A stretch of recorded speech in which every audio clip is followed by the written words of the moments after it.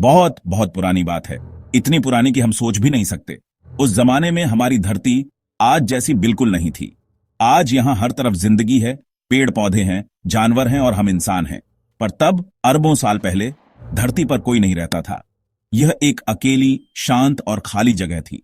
न कोई फूल खिलता था, न कोई पंछी गाता था। बस हर तरफ खामोशी थी, जैसे कोई गहरी नींद में सो रहा हो।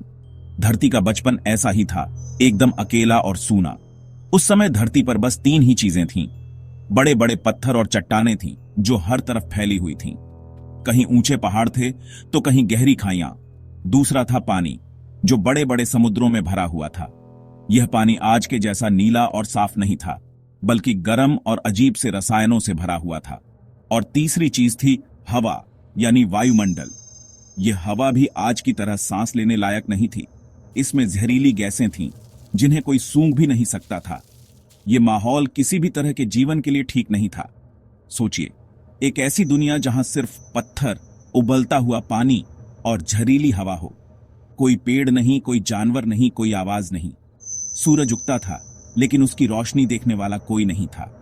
रात होती थी, चांद चमकता था, पर उसकी चांदनी को महसूस करने वाला कोई नहीं था।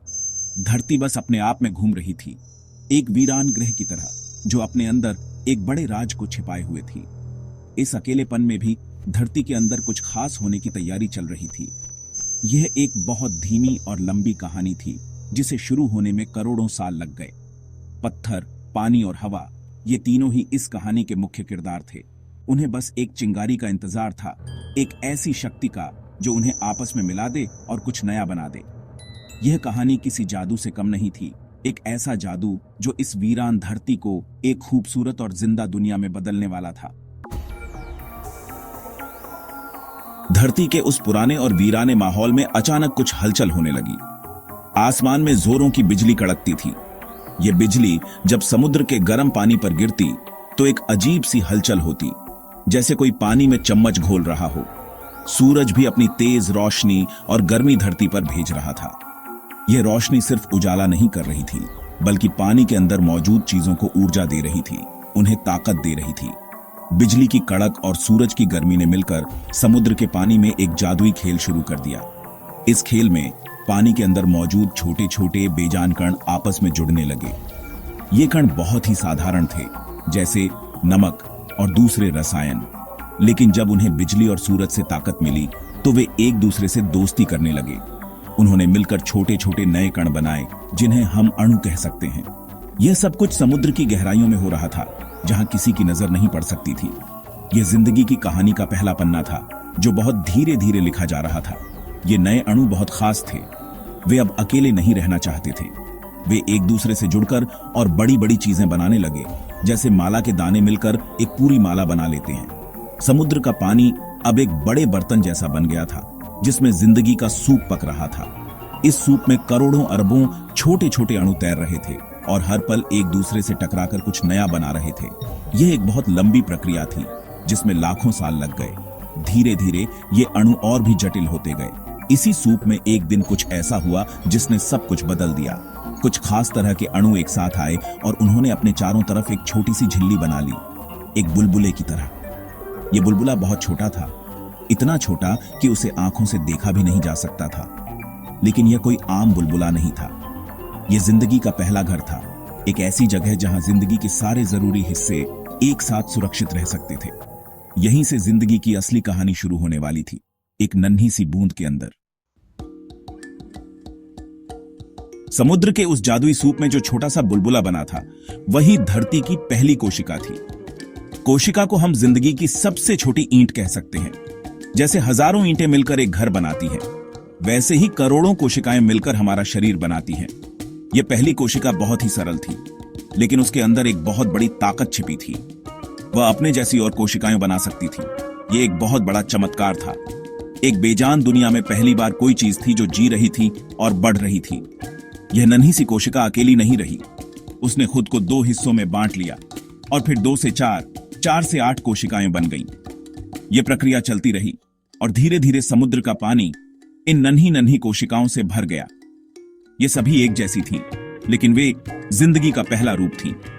उन्होंने धरती पर पहली बार सांस ली। भले ही उनकी सांस हमारी तरह ना हो। उन्होंने धरती के माहौल को बदलना शुरू कर दिया। वे सूरज की रोशनी का इस्तेमाल करके अपना खाना खुद बनाती थी।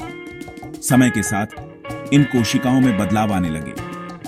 कुछ कोशिकाएं एक साथ मिलकर रहने लगीं, जैसे एक कॉलोनी में लोग रहते हैं। उन्होंने काम बांट लिया। कुछ कोशिकाएं खाना बनाने का काम करती, तो कुछ एक जगह से दूसरी जगह जाने में मदद करती। इस तरह और भी जटिल जीव बनने लगे। जो पहले सिर्फ एक कोशिका थी, अब वह कई कोशिकाओं का एक समूह बन गई थी। यह जिंदगी के विकास का एक बहुत बड़ा कदम था।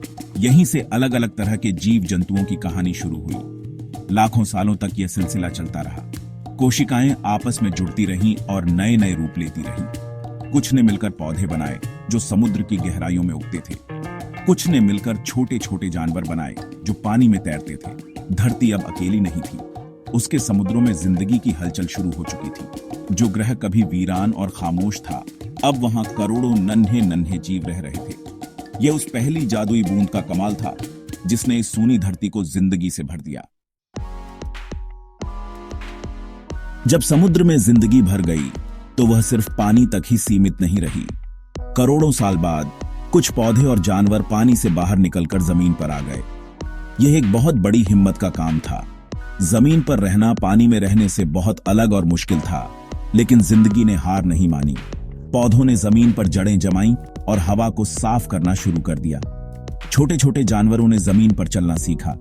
धीरे धीरे धरती का चेहरा पूरी तरह बदल गया। जहां पहले सिर्फ पत्थर थे, अब वहां हरे भरे जंगल उगाए। जंगल आए तो उनमें रहने वाले तरह तरह के जानवर भी आए। छोटे कीड़ों से लेकर बड़े बड़े डायनासोर तक धरती पर लाखों तरह के जीव रहने लगे। कुछ आसमान में उड़ते थे, कुछ जमीन पर दौड़ते थे और कुछ आज भी पानी में रहते थे। हर जीव अपने आप में खास था और इस दुनिया को और भी खूबसूरत बना रहा था। जिंदगी का यह सफर बहुत लंबा और उतार चढ़ाव से भरा था। कई जीव आए और खत्म हो गए, लेकिन जिंदगी हमेशा आगे बढ़ती रही, नए नए रूप लेती रही। इसी लंबे सफर के आखिर में हम इंसान आए। हम इस कहानी का सबसे नया हिस्सा है।